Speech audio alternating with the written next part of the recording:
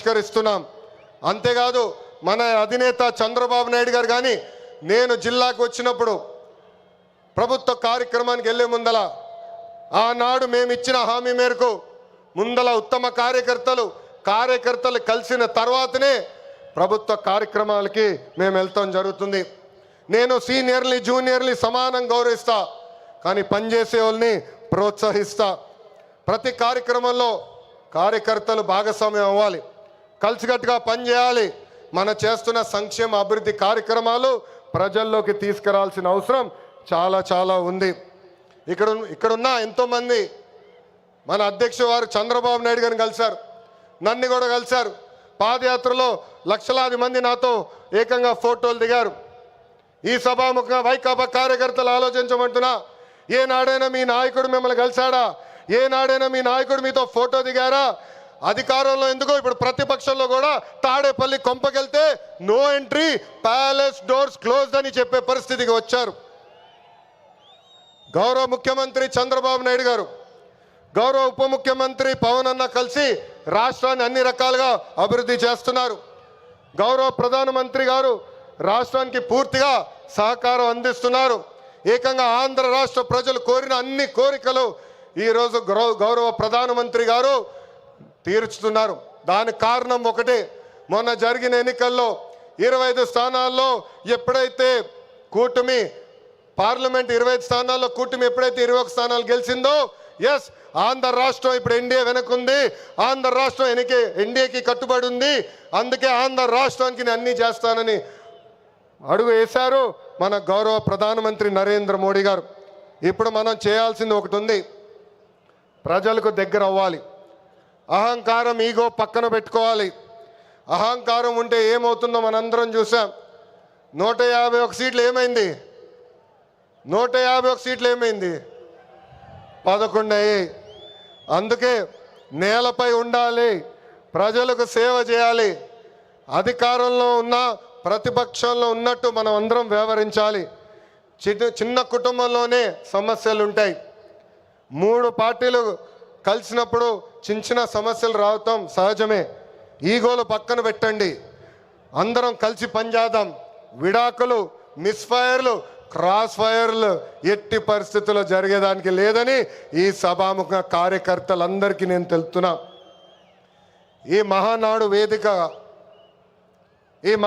వేదికగా ఒక ముఖ్యమైన విషయం ఆంధ్ర రాష్ట్ర ప్రజలకి నేను చెప్పదలుచుకున్నా. ప్రభుత్వ కొనసాగింపు చాలా అవసరం. ఒక రాష్ట్రం అభివృద్ధి చెందాలంటే ప్రభుత్వం కొనసాగించాల్సిన అవసరం చాలా ముఖ్యం. 2014లో కట్టుబట్టలతో మన ప్రయాణం ప్రారంభించాం. 2014 నుంచి 19 వరకు సంక్షేమ అభివృద్ధి జోడి ఎద్దుల బండిలాగా మనం నడిపించాం. 2019లో విధ్వంస పాలన వచ్చింది, విధ్వంస ప్రభుత్వం వచ్చింది, ఒక సైకో ముఖ్యమంత్రి అయ్యాడు. దానివల్ల ఆంధ్ర రాష్ట్రం 30 సంవత్సరాలు వెనక్కిపోయింది. ఆంధ్ర రాష్ట్రం చాలా ఇబ్బంది పడింది. ఒక్కసారి ఆంధ్ర రాష్ట్ర ప్రజలు ఆలోచించాలా. గుజరాత్లో బీజేపీ వరుసగా 7 సార్లు గెలిచింది. ప్రభుత్వ కొనసాగింపు వల్ల ఈరోజు గుజరాత్లో అన్ని రంగాల్లో వాళ్ళు అగ్రస్థానంలో ఉన్నారు. అంతెందుకు, మొన్నటి వరకు మన వెనకాల ఉన్న ఒరిస్సా రాష్ట్రంలో కూడా బిజు జనతాదళ్ వరుసగా 5 సార్లు గెలిచింది. ప్రభుత్వ కొనసాగింపు వలన వాళ్ళు కూడా కొన్ని రంగాల్లో ఆంధ్ర రాష్ట్రాన్ని దాటి ముందరికెళ్ళే పరిస్థితి. ఉమ్మడి రాష్ట్రంలో తెలుగుదేశం పార్టీ ఒకసారి వరుసగా గెలిచింది. మనందరం చూసాం ఆనాడు ఆంధ్ర రాష్ట్రం ఎలా అభివృద్ధి చెందిందో. అందుకే ప్రభుత్వ కొనసాగింపు చాలా ముఖ్యం. దీని గురించి రాష్ట్ర ప్రజలందరికీ తెలియజేయాల్సిన బాధ్యత ప్రతి పసుపు సైనికుడి పైన ఉందని ఈ సభాముఖంగా కోరుకుంటున్నా. ప్రభుత్వ కొనసాగింపు ఉంటేనే పెట్టుబడులు వస్తాయి, పెట్టుబడులు వస్తేనే నిరుద్యోగ యువకులకి పెద్ద ఎత్తున ఉద్యోగాలు కల్పించే అవకాశం మనందరికీ దక్కుతుంది. నేను ఈరోజు దేవుని గడప సాక్షిగా రాయలసీమ ప్రజల్ని కొన్ని ప్రశ్నలు అడగాలనుకుంటున్నా. రెడీనా? తల్లిని చెల్లిని మెడబట్టుకుని బయటికి ఎంటేసింది ఎవరు? సొంత బాబాయిని లేపేసింది ఎవరు? జే బ్రాండ్లు అమ్మి పేదల రక్తం దాగింది ఎవరు? బల్ల కింద ఉన్న ఎర్ర బటన్ నొక్కి ప్రజల్ని బాధింది ఎవరు? అందరూ ఎర్ర బుక్కు అని ఏడుస్తున్నారు. ఎందుకయ్యా అంత ఏడుపు? నేను ఆనాడు చెప్పింది ఏంటి? ఎవరైతే చట్టాన్ని ఉల్లంఘించి ప్రజల్ని కార్యకర్తలు ఇబ్బంది పెట్టారో చట్టపరంగా వాళ్ళపైన యాక్షన్ తీసుకుంటానని నేను చెప్పా. ఈరోజు ఎర్ర బుక్ కాదు కదా, ఎర్ర రంగు చూస్తేనే వణికిపోయే పరిస్థితి వస్తుంది. ఎర్ర బుక్ అంటే ఒకడికి గుండుపోటు వచ్చింది. ఎర్ర బుక్ అంటేనే ఒకడు బాత్రూంలో కాలు జారి చెయ్యి ఎర్రగొట్టుకున్నాడు. ఇంకొకడు ఏమయ్యాడో మీ అందరికి తెలుసు. అర్థమైందా రాజా? అర్థమైందా రాజా? సమాజమే దేవాలయం, ప్రజలే దేవుళ్ళు అన్నారు అన్న ఎన్టీఆర్. అందుకే మనం 6 శాసనాలు ప్రకటించాం. తెలుగు జాతి విశ్వఖ్యాతి, స్త్రీ శక్తి, యువగలం, పేదల సేవల్లో సోషల్ రీఇంజనీరింగ్, అన్నదాతకు అండగా కార్యకర్తలే అధినేత.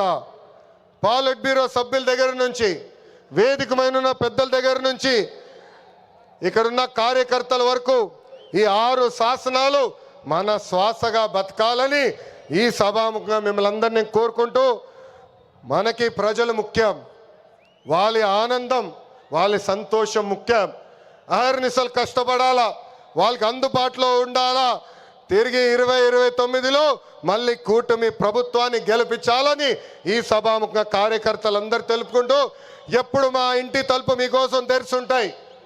నేను మొన్నే చెప్పా, గ్రామ పార్టీలో ఏమైనా సమస్య ఉంటే మండల్ పార్టీని కలవాలి, మండల్ పార్టీలో సమస్య ఉంటే నియోజకవర్గ కమిటీని కలవాలి, వాళ్ళకి సమస్య ఉంటే ఏకంగా జిల్లా కమిటీ కలవాలి.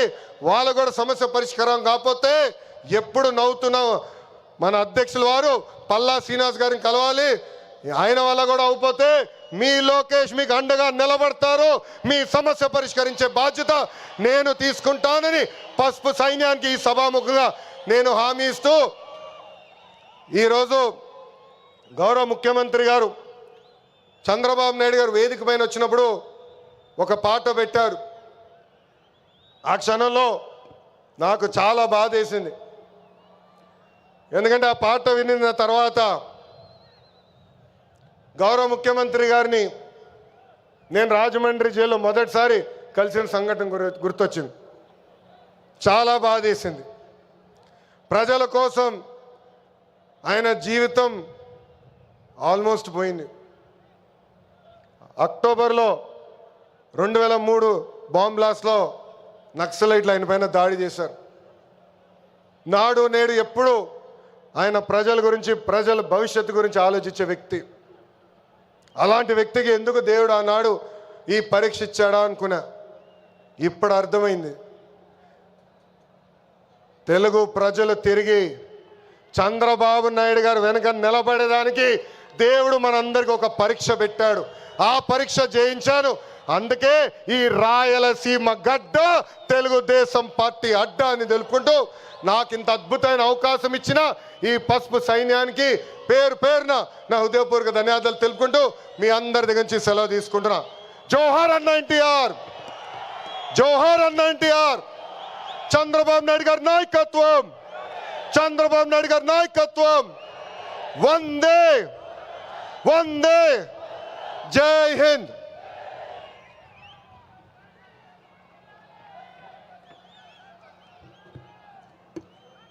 ఇటీవలి ఎన్నికల్లో రాష్ట్రంలోనే అత్యధికమైన మెజార్టీ సాధించి తెలుగుదేశం పార్టీ రాష్ట్ర అధ్యక్షులుగా సమర్థంగా పనిచేస్తున్న బీసీ నాయకుడు